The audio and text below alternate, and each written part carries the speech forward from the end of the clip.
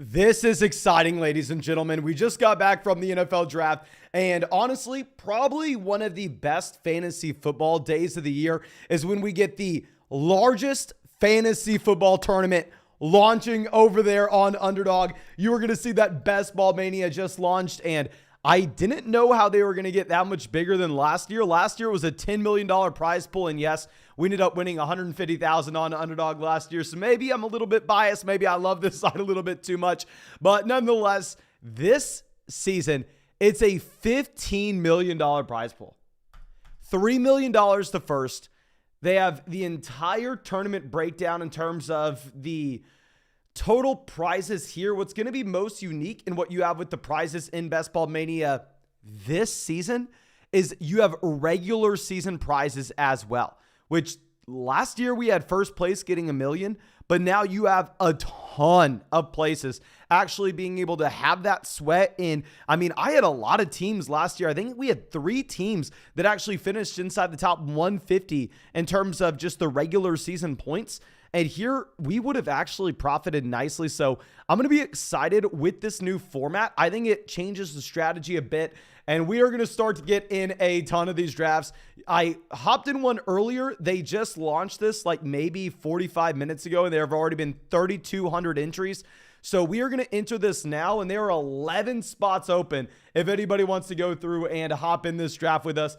I'm assuming this bad boy is going to fill up quickly, not because we're live streaming this, but because earlier when we hopped in off the live stream, it filled in maybe 10 seconds. You can see how excited people are for this, but we have a lot of people out here in the chat. We have Nick, we have Radius, we have a ton of people out here. Someone says to check the title. Okay, did we mess up the title? Oh, dear God. We messed up the title here, ladies and gentlemen. Let me go ahead and let me update this. That is 100% my fault. We have the title still as if we are at the NFL draft interviewing guys. So yeah, we are no longer on the NFL red carpet getting to interview guys, even though I do owe everybody a massive, massive thank you that hung out with us during that live stream. It went way better than I could have ever imagined.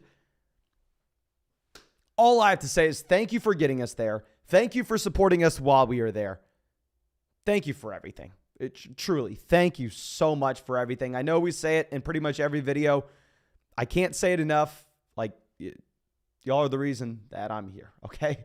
Like that, just thank you so much for everything. But let me go ahead. Let me update this title real quick. And then we are going to be picking at 3. Pick 3 is actually a pretty damn good spot.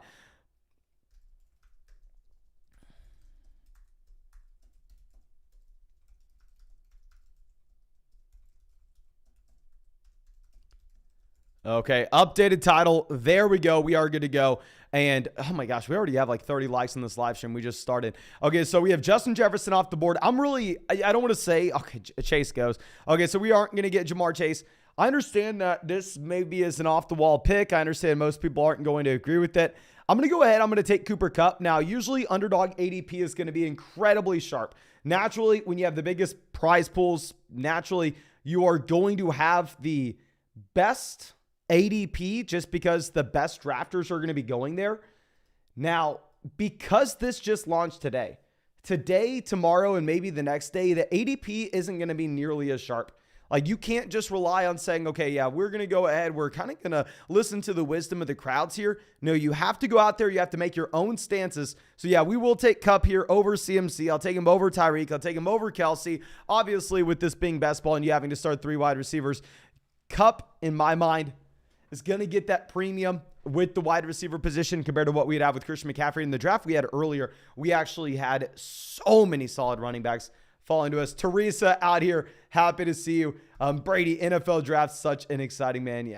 Yeah. Thank you so much, guys, for all the support. I mean, it was just so much fun, and it went way better than I could assume. But yeah, of course. And also, somehow, some way, y'all are watching this right now and not already on Underdog Fantasy. You can find the link to Underdog Fantasy in the live chat. You can find it in the description. You can find it in the comment section. Go check it out. I'm assuming that everybody watching this is already on Underdog Fantasy. It's available in pretty much every state. I think it's available in 45 states. So if you're in the United States, if you're in Canada minus Ontario, you should be able to hop in a draft with us on Underdog. When you sign up with promo code FLOCK, you're going to get a 100% deposit match. and my rankings. So make sure you're taking advantage of that with the link in the comment section, description, or live chat. And also, we actually have some exciting merch going towards the people who are both on Underdog Fantasy and flogfantasy.com. Not only merch going out for y'all sometime soon, be on the lookout for the announcement on how to claim your free merch, but also an extra, regardless of if you already got your 100% deposit match on Underdog with promo code FLOCK, an extra free $10 in your Underdog account. So we have some exciting things going in your direction. I mean, of course, all thanks to the people at Underdog, but Eckler, Bijan go at 12 and 13. Okay, so this is something that I actually need to talk about a little bit here. I know this doesn't seem like too important of a question right over here, I guess. From a fantasy football perspective, there will be 4 players this year that you cannot listen to me with. My opinion does not matter when it comes to Bijan Robinson. My opinion does not matter when it comes to Bryce Young, Jackson Smith-Njigba, or honestly, maybe even Will Levis.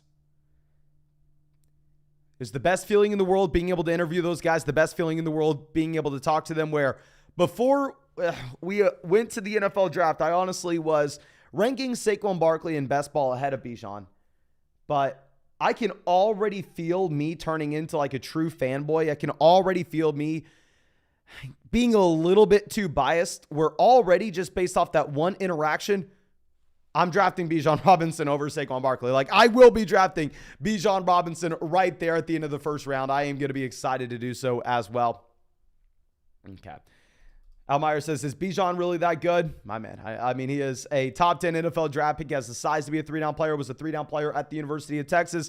Not only a phenomenal pass catcher in terms of dump offs, but the man runs real routes. Goes to an NFL team that wants to lead the NFL in carries. Pretty much a good spot. Clint says, why does it say I'm using a VPN or a proxy on Underdog? If you have a VPN on, Underdog's just going to completely shut you down. Like, Underdog obviously is completely regulated and everything. So I think, to my best knowledge, if you have a VPN on, you just can't do anything because it looks like you're trying to change your location. But anyway, let's go ahead and let's lock in Chris Olave. I know it seems like maybe we're reaching on Olave here just a little bit. We actually had Breece Hall fall to us in the middle of the 3rd round of the draft that we got going off the live stream. But with Olave, I'm just very, very confident in the running backs we will have access to later on, especially now that we know that guys like Dameon Pierce, Tony Pollard, I mean, so many different names that you were a little bit worried that they were going to add competition to their backfield going into the draft. Now we no longer have to worry about that. So I think you were in a phenomenal spot to just go ahead and just slam wide receivers early. This is what we did in our last draft. We went wide receiver in the first 2 rounds. Then we went Breece Hall in the middle of round 3, but you slam wide receivers early, find RBs in the middle round. So usually I'm not doing this. Usually we're not taking a quarterback, but Josh Allen falls to us at the beginning of the 3rd.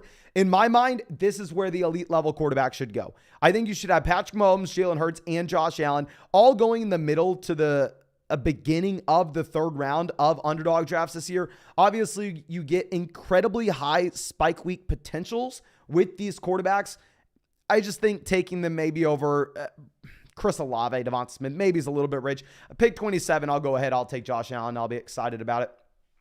Now, we have a question.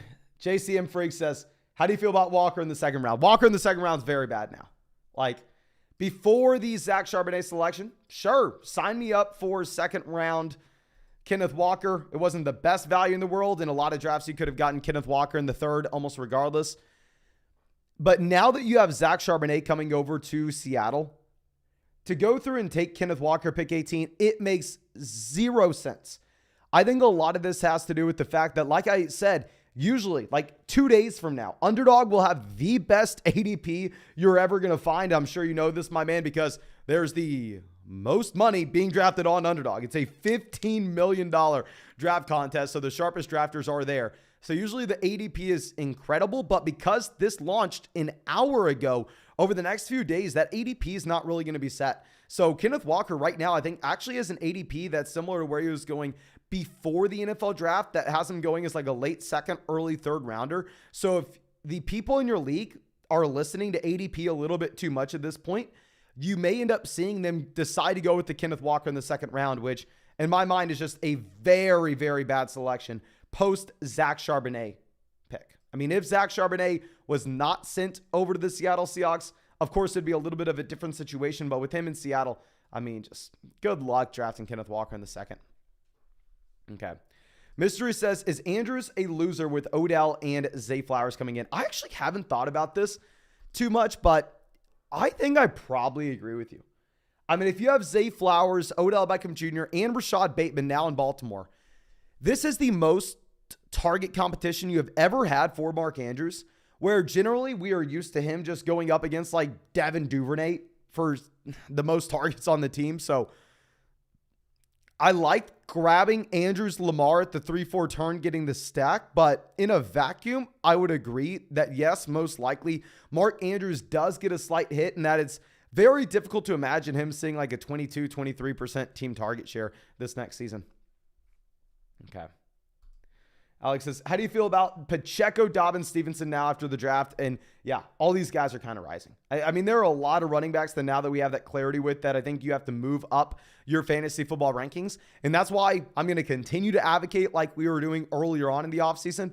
Wide receiver early, and when everybody is screaming that the dead zone running backs are guys that we have to avoid in rounds 5, 6, 7, which historically has been true. We were saying that back 4, 5, 6, 7 years ago to avoid running backs that go in round 3, 4, 5, 6, because historically those were guys that weren't talented but just projected to see raw volume. Now everybody thinks to do that. Everybody has gone in the opposite direction saying, oh, you can't draft Najee Harris to pick in the 4th round. That's a horrible selection. Very similar to how they were saying we couldn't draft Josh Jacobs in the 7th round last year. So now I've actually kind of swung the opposite direction, where I think now's the time to be taking these running backs in the middle rounds. I think you're going to get some very strong RBs in the middle rounds. Okay, so this team went 3 RBs out the gate with CMC, Breece Hall, and Tony Pollard. So let's see what they decide to do here. They go DJ Moore. I know this. Do we do it?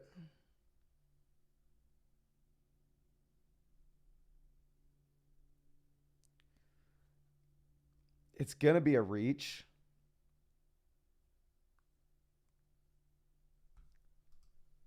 We'll do it. I'm going to go ahead. I'm going to take TJ Hawkinson here. I think Hawkinson gets a hit now that you have Jordan Addison coming over. Very similar to what we were talking about with Andrews. I mean, Hawkinson projected to easily be the number 2 on that team by a wide margin. Now that you have Addison coming over, I mean, with Hawkinson, you have to give him a hit for his projected target share.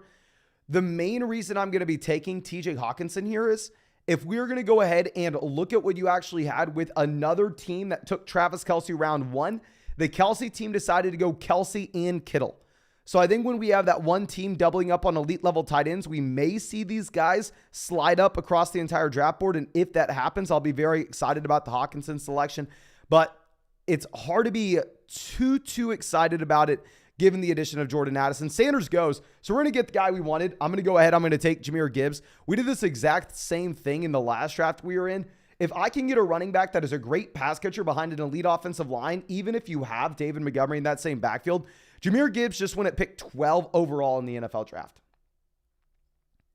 This is the perfect example of like a dead zone running back that people are going to tell you to avoid that I think we can go through and we can draft everywhere. Like if it was Dynasty, I'd probably go Jackson Smith-Njigba over Jahmyr Gibbs. But from a redraft perspective, when we assume that the rookie running backs are going to have a quicker time finding success than the rookie wide receivers, I think I'm going to go ahead. I'm going to take Jahmyr Gibbs in this range. I'm fine with him as our running back 1.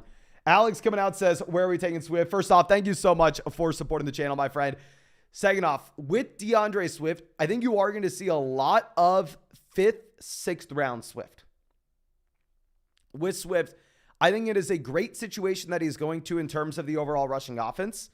Now, of course, you are going to have, sadly, Jalen Hurts vulturing rushing touchdowns. And at the same time, given Jalen Hurts his own rushing upside, I doubt we see too many targets out of the backfield for DeAndre Swift, but it should be such an efficient offense overall that it's a good spot for Swift. I can't move Swift ahead of guys like Najee Harris, Ramondre Stevenson, Travis Etienne. I think that he should probably be going in this Dalvin Cook range because, I mean, the NFL just showed us that he's worth a 4th round NFL draft pick. It's hard to go through and just completely ignore that because, I mean, NFL teams, especially like the Detroit Lions, who actually get him in their locker room, probably have access to more information than we do with someone like DeAndre Swift. Okay. Now, Kyle Pitts goes 60. Deshaun Watson goes 61. So, of course, when we go Josh Allen at the beginning of round 3 and we go Hawkinson at the end of round 4, we really are hoping to see some purple blue off the board here. We want quarterbacks. We want tight ends off. But going back to what we were discussing previously and where I was really debating back and forth with the TJ Hawkinson selection, to be honest with you, every other pick in this draft outside of that Hawkinson selection, I've been very confident in. Like, we've just gone ahead and we just taken them easily. Hawkinson was a difficult pick for me between him and Drake London. Like I said, the primary reason we ended up going in the direction of TJ Hawkinson rather than Drake London is that team at 6 that decided to go through and take both Travis Kelce as well as George Kittle. So it's an interesting spot. Now you see Tyler Lockett going 64, even with the addition of Jackson Smith and Jigba. I think that's a very aggressive pick. I mean, if you have Lockett hitting at 64, JSN hitting at 53, DK Metcalf hitting at 26, you better be taking Geno Smith high. I mean, Geno Smith would have to be a very productive quarterback for that to work out. But let's swing this back around. Of course, we have Jameson Williams on the board now.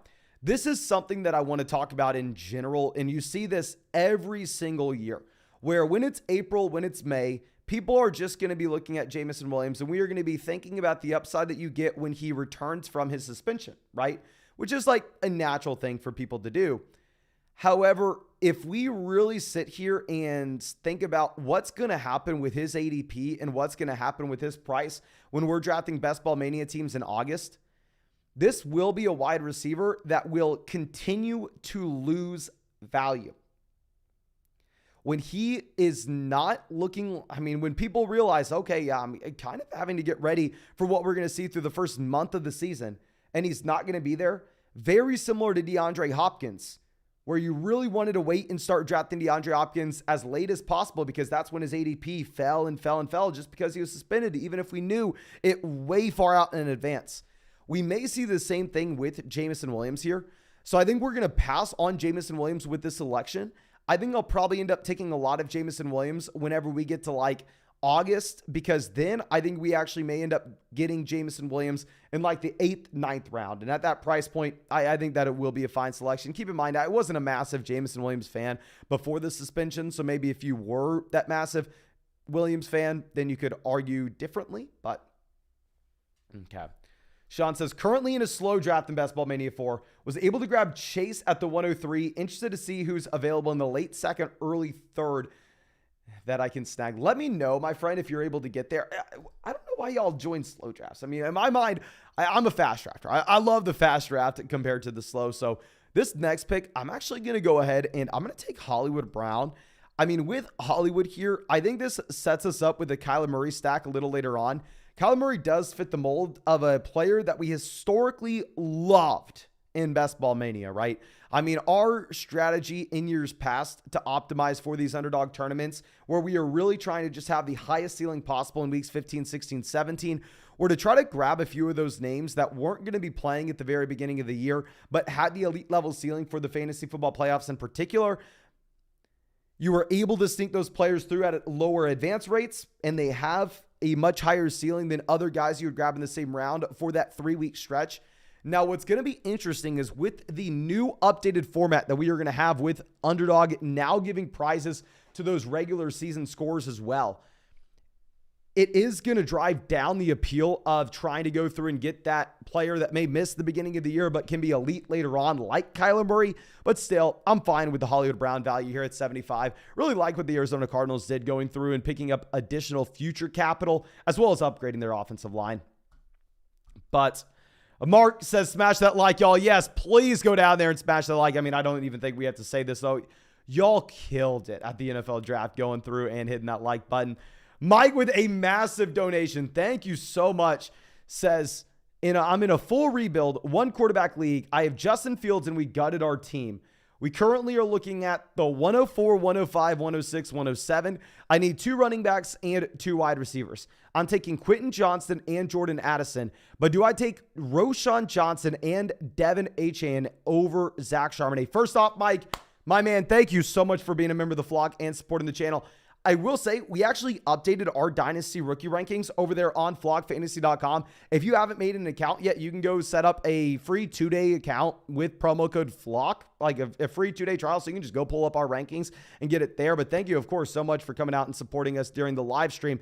But if we were looking at Zach Charbonnet, I completely understand the thought process here, saying, well, you know what, Mason, Zach Charbonnet gets the literal worst landing spot possible. Whereas with Roschon Johnson, with Devin Achane, you can see these running backs starting year one. But if you were in a full rebuild, that is not something I'm going to be focusing in on. If you are in a full rebuild, instead, I would rather prioritize just getting talented players, just getting the best profile available. Now, personally, I have my dynasty rankings as Zach Charbonnet at 10. Of course, now this is a super flex format. Then after that, we have Devin Achane, and then we have Roschon Johnson. But I was literally walking the dog today, and I will go ahead and I'll be tinkering with those running back rookie rankings over the next few days. I could see me moving Roschon Johnson ahead of Devin Achane because, I mean, we had Roschon ahead of him coming into the draft. The reason being is we were assuming that, yes, Achane may see some more NFL draft capital given his athleticism, given his receiving down skill set. But at the end of the day, Roschon had the size to have real fantasy football upside where Devin Achane weighed less than 180 pounds. So I think that it's going to be something I have to think more and more about. If it's a full PPR format, how I have it ranked currently is Devin Achane, which you're in a spot where you can grab him. I'm just so close to switching it over to Roschon Johnson. Definitely still take Zach Charbonnet over both those guys, especially if you're in a full rebuild. However, I mean, especially if you're in that full rebuild and you're not looking to start anybody anytime soon. Okay, but let's go ahead and let's slide this down. So you're going to see, based on the fact that this Underdog ADP hasn't updated with the NFL draft yet, that you have Tyler Algier, Zach Charbonnet sitting at the very top of this, even if Tyler Algier and Zach Charbonnet look like they're in horrible spots of guys that we can clearly be avoiding. So it's just interesting to see. Dotson goes pick 89. Okay, and Nick's watching this live stream. Nick joined this draft with us, so we don't get our guy in Jahan Dotson. I would have been really excited about it, but yeah. Good pick, my man. Good pick. I am a little jealous. And Addison goes 92. Addison was going to be our next selection. Dear God.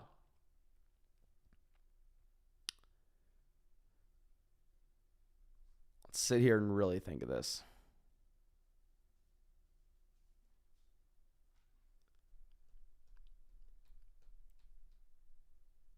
Zay Flowers goes. Okay, Zay Flowers was going to be our next pick, but we are just getting sniped left and right here. I may end up going ahead and taking Daniel Jones. So once we take Daniel Jones, we will be completely done drafting quarterbacks with both Josh Allen in the 3rd and now Daniel Jones at the 8-9 turn. Now, what we are hoping to see is obviously more quarterbacks going off the board. It's just we get to the point of the draft where you really can't be drafting wide receivers in my mind. Like, it's very difficult to go through and make an argument to be taking Courtland Sutton here. This is why we are advocating saying you got to take those wide receivers early on. That's why we go Kupp and Olave out the gate. But come on, let's see some quarterbacks go off the board. Help us out. Okay. Next, sorry, Mason loved Dotson as well. Yeah, I would have been excited to see him fall. Goff goes off the board at least, so pushing some values down to us. You know what we can do? We can maybe try to make a play here. Take David Njoku at tight end.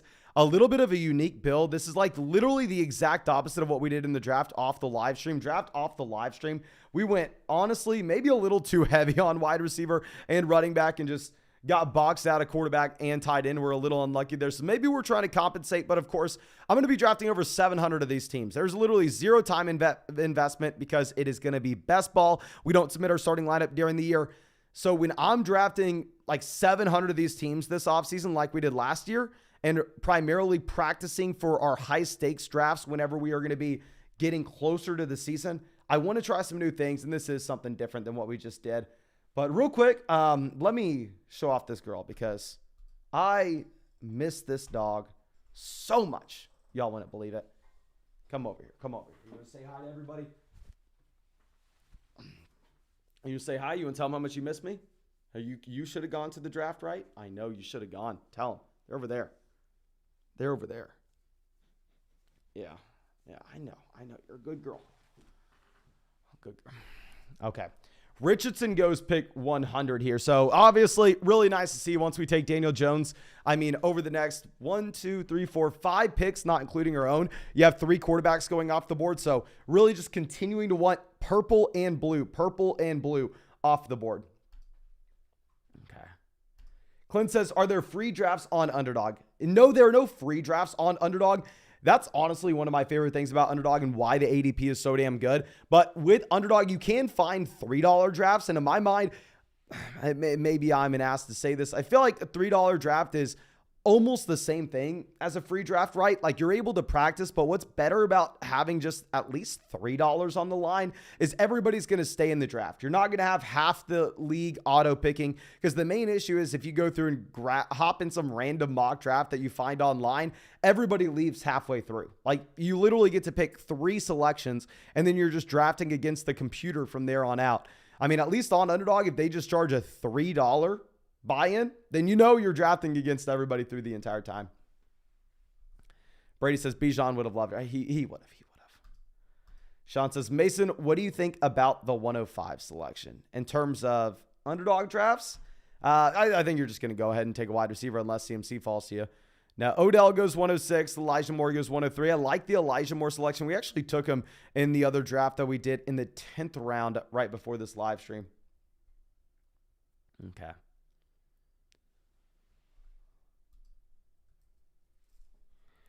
Alexander Madison goes 107. Okay, so let's see what we're going to be looking at. Like I said, we can no longer go quarterback. We can no longer go tight end.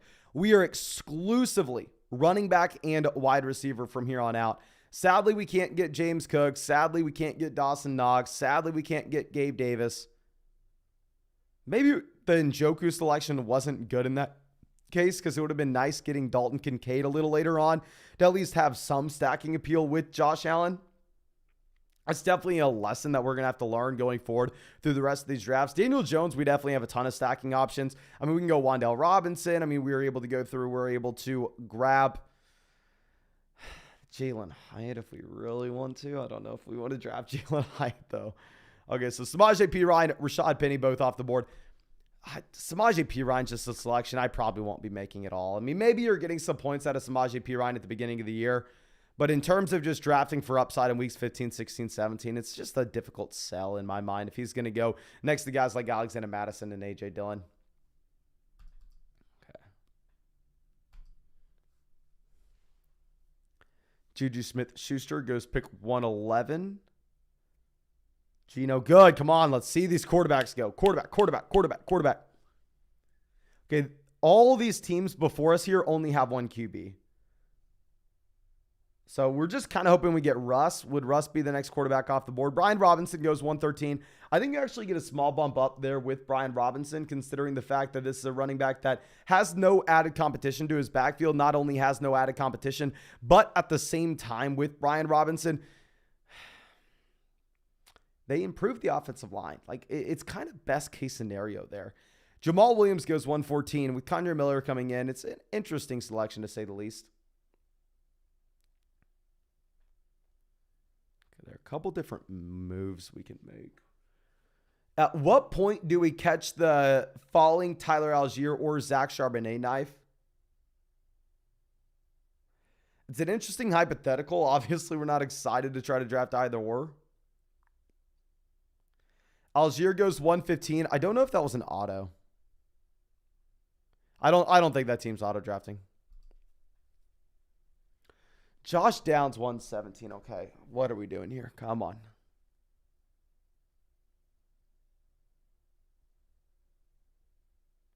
The thing is, I kind of like Charbonnet over these other backs in this range as a running back that can mix in some and then have handcuff appeal. We're going to go Damian Harris. A big thing is, going back to what we were talking about with those running backs, I mean, that player like Jamison Williams, that I think we'll see his ADP fall once we get closer to August and we can get him cheaper then. I think Zach Charbonnet will also probably be in that mold if he's the clear running back 2 in Seattle, which I think we can assume that he is. we were looking for a Buffalo player. I'll say Damian Harris, Josh Allen don't correlate that well, considering the fact that you aren't going to have a probably single receiving touchdown from Damian Harris this next season. But we can at least look like on Underdog we went through and took a player that was on the same team as someone else. We can at least pretend. Okay. Adrian says, is there a way we can see winning drafts from last season? Yeah, so y'all know we won a ridiculous amount on Underdog. So I will go ahead. I will recap some of those drafts that we had. I'm going to wait until we get a little closer to the season. I'm going to react to our winning drafts because we actually drafted the $100,000 winning team. We won the Big Dog tournament on a live stream. It was a draft we did on a live stream just like this one. So it's like we won $3 million off this team on the live stream right here. Obviously, if we won Best Ball Mania, but a man could dream. Man could dream. Zach Charbonnet goes pick 121. Not going to lie to you. If Zach Charbonnet would have fallen, I would have taken him. Okay. So quarterback, we have Allen, Daniel Jones. Tight end, we have Hawkinson and Njoku. Running back, Gibbs, Dobbins, Harris. Wide receiver, Kupp, Olave, Hollywood. Okay, did we get Kareem Hunt news? Please, everybody in the chat, let me know. Did I miss something on Kareem Hunt? Do we like Elijah Mitchell here? I mean, yeah, Elijah Mitchell kind of fits that same mold of what we are going to be talking about with Zach Charbonnet. I mean, I think you could make an argument, maybe go with Antonio Gibson there, considering the fact that he also gets a spotlight bump because the Commanders don't go through and add anybody in that backfield, and they also improve the offensive line. Regardless, I think Elijah Moore and Damian Harris both can give us some usable weeks, and they both have upside if the other running back in their backfield were to go down. Okay. Trent says, betcha I watched the draft. That is awesome. I mean, what's cool is we can probably look at the chat replay as well. So we can probably see who is there watching the $100,000 winning draft. Adrian says, no news so far. Okay, so Alfred goes ahead and takes Kareem Hunt real early for no team. And maybe Alfred is Kareem Hunt's dad or something, and Kareem Hunt just shot him a text saying he's going to Miami. Who knows? Okay. Dalton Schultz, Derek Carr, come on. More quarterbacks. This is what we're looking for. More QBs off this board.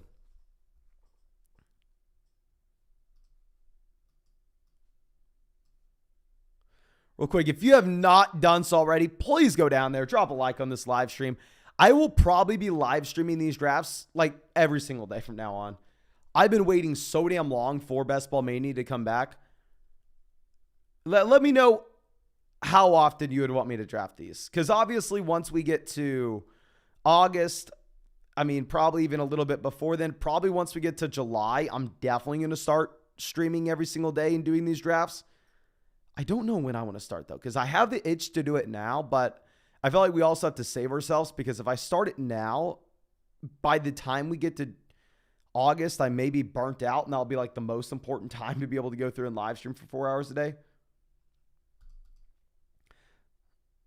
Sidekick says, traded for Swift last night and got the dream landing spot. Adrian says, you don't think Mostert can bounce back? ? Raheem Mostert's never been good, ladies and gentlemen. I'm going to go through and I'm going to do this trivia with y'all. We do this every single year because every single year we've talked about Raheem Mostert being a wasted pick. It's literally because he had one decent stretch. He had like 2 good playoff games with the 49ers, and that's the only reason anybody knows Raheem Mostert. Okay, so if we're going to go through and pull this up, I just want to be 100% confident. I'm going to go through every single year of his NFL career real quick. Okay, let's make sure I'm not missing anything. So far, we are on 2019. Okay. We'll go to 2018. I know before this, he pretty much did nothing. Okay, so everybody in the chat, real quick. Raheem Mostert is a 31-year-old running back, right? He is 31 years old. How many games with 20 or more carries does Raheem Mostert have in his NFL career at 31 years old? 31, okay. How many games with 20 or more carries? Sidekick says 5. My man, he's 31 years old, and you think he's only had 5 games with 20 or more carries? Brady says 9. And keep in mind, I'm including the playoffs here. Trenton says 4. Zach says 8. 13. 0. The man is 31 years old. He's had 1 game in his entire NFL career with 20 or more carries. I know it sounds that crazy. Sounds bonkers. But I just went through and double checked it for you. I wanted to make sure we weren't lying to you. 1 game with 20 or more carries. I have no idea why people every single year, I mean, now I don't see it as much as we did last year, the year before, think that Mostert, for whatever reason, is worth a pick in fantasy football drafts because they saw him on the TV for 2 random 49ers playoff games where he had a couple good runs. Like, I'd never consider drafting Mostert here. Okay. So we're going to go ahead. They take Cedric Tillman. They trade for Elijah Moore.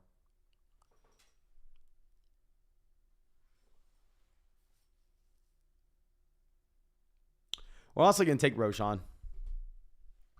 Super unique team here. It's going to be a 2-6-8-2 build.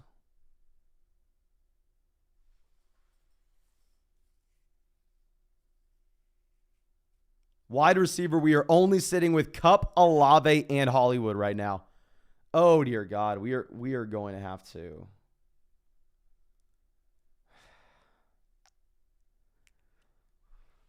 We are going to have to find some wide receiver values, ladies and gentlemen. I'll say it's honestly a little bit easier than I remember in years past to find some wide receiver values based on the draft that we had right before this live stream. It felt like rounds 15, 16, 17. I was like, oh, I actually kind of like wide receivers in this range. But, of course, historically, those guys are never doing anything.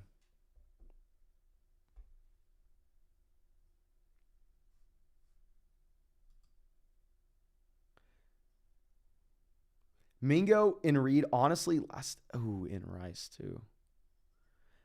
Oh, God. The pain of live streaming. We got to keep our lips shut, and we probably can't. I'll say Jonathan Mingo, not going to be a good real-life NFL wide receiver. I do not have much Jonathan Mingo faith whatsoever. You know what we may actually do here?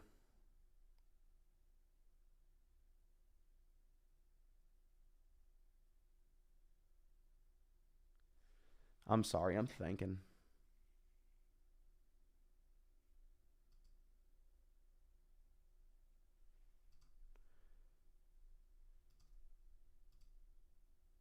We're going to go Devin Achane. Now, the thing is, we box ourselves in a corner where we can legitimately only draft wide receivers from here on out.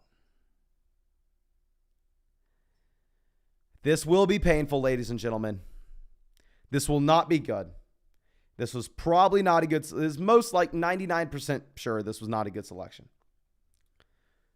But it's our first live stream Best Ball Mania draft. If it's not going to be bad, if this one's not going to be bad, we'll never have a bad one, okay? It's only uphill from here, okay? Wide receiver right now, we have Kupp, Olave, Hollywood. Quarterback, we have Allen, Daniel Jones, tight end Hawkinson, Njoku. Running back, Gibbs, Dobbins, Damian Harris, Elijah Mitchell, Roshan, and Devin Achane. So, dear God. Dear God. I should have just gone Donovan Peoples-Jones. We shouldn't have overthought it. Okay, we're going to pretend like... How about this? This draft was y'all's draft, okay? If anybody asked, I just crowdsourced the live chat every single pick and asked what y'all wanted, okay? And y'all gave me these picks. Mystery says, can't believe you passed up on Lance. I may or may not have drafted Trey Lance on the live stream before this. I mean, not the live stream before this. The draft before the live stream. Okay. IDub says, Mixon as the 27th running back off the board is way too low. Yep, my friend. I actually went through and just drafted Joe Mixon the one before this.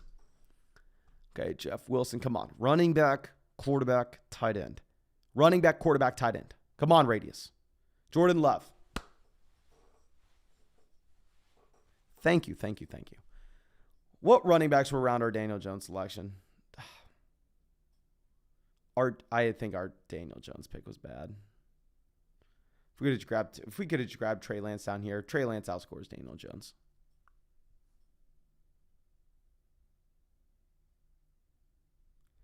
Trin says, I'll send you the email too. Send me my cut when we all win. I was thinking about this at the gym as well. I need to look up like the legality of this. Like last year we won like I said, 150,000 on Underdog. I wonder if this next year, if I can do something. I've seen poker streamers do it before, like with their tournament winnings. They'll say like, at the end of the live stream, we'll give off like 1% of our tournament winnings to someone in the chat. You know, it's like something like that. I need to figure out if like how that would even work. Like how would I do that? You know, because I think that would be really cool. Just say like, hey, we're going to give away 10% of our tournament winnings on Underdog this year to 10 different viewers. We're going to go through, obviously not, we're not giving it all away, but giving away like 1% to 10 different viewers. So like this past year, that would have been like $1,500 and everybody gets 10 people get 1,500. I just don't know if it's like legal, to be honest. Now, Wan'Dale Robinson goes. Wan'Dale Robinson was the guy that we needed to stack with Daniel Jones. We didn't only need him to stack with Daniel Jones, but we just needed him in general. Okay. So I know who we want with this next pick. Rondale Moore goes 164. Come on. Okay, we are going to get Michael Gallup. I'm actually very excited about the Michael Gallup selection. This will be a player that I'm drafting in this range quite often. I think that we are maybe just a little bit too early on it last year. And by we, I mean the entire fantasy football community coming off the torn ACL. Now, maybe we're 2 years removed from it. Maybe we're good to go. Okay.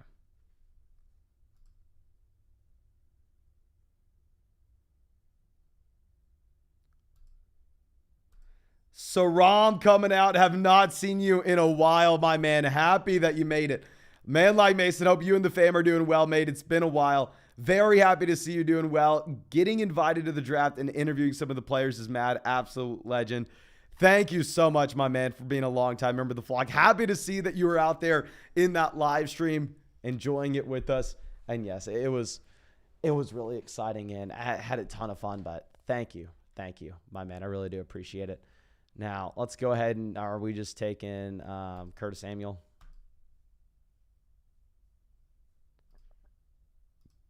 We'll go Shakir. We'll just throw a dart, have someone attached to Josh Allen. There are players that I like in this draft a little bit more, like at the wide receiver position. Tim Patrick would 100% be a selection for me here if it wasn't for the Marvin Mims pick. Marvin Mims, second round, before they even trade Sutton, before they trade Judy, like it looks like both those guys are going to stay. Does make it seem like, I don't know, Tim Patrick's probably just not happening. Okay. Slide this down. We have Stafford 173. The dog's really wanting back up on the live stream. You want to come up back on the live stream? You want to tell everybody hi again? I know. Okay, so Curtis Samuel does go 174. Like I said, Samuel's probably the wide receiver we were taking if we didn't just call that audible to get the stack with Josh Allen. This is not a good team. This is a bad team. Hopefully tomorrow we can be a little bit better, all right? Hopefully tomorrow we can.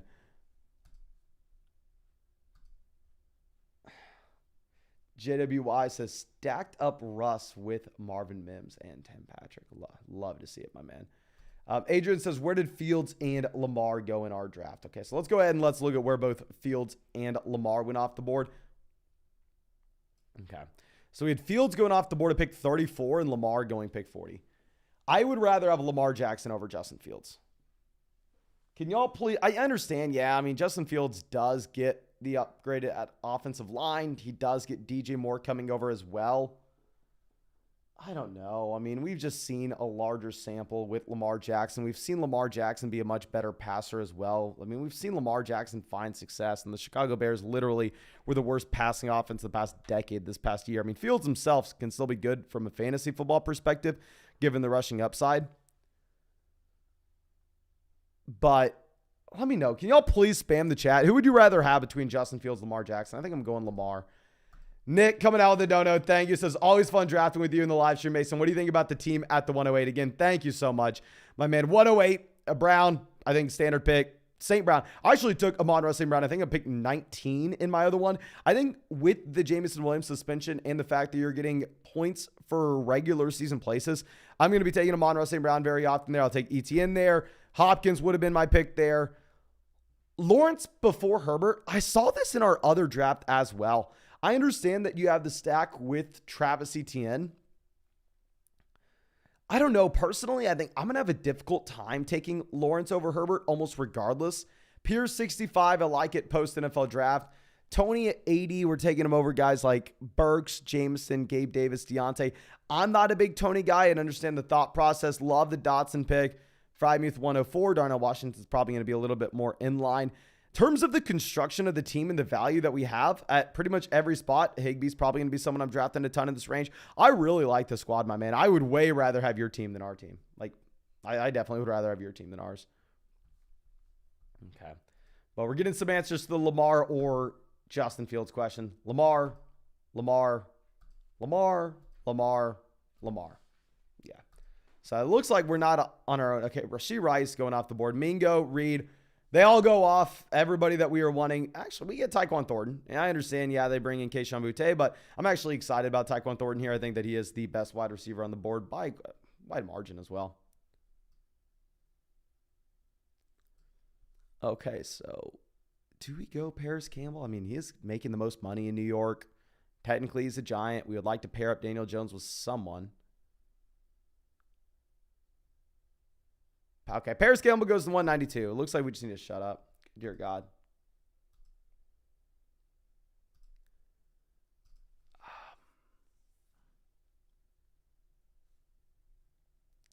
Let's see if there's anybody way down here in ADP that we feel like could be a value. Probably not. Cedric Tillman off the board.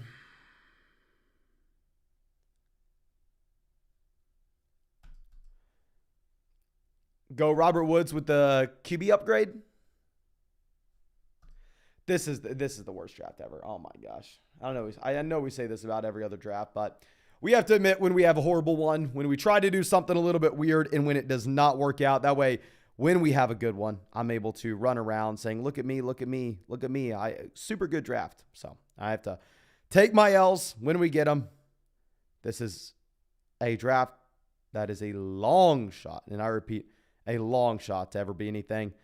But let's go ahead and let's scroll down here. And of course, thank you so much for hanging out with us. If y'all haven't already, please go down there, drop a like on this.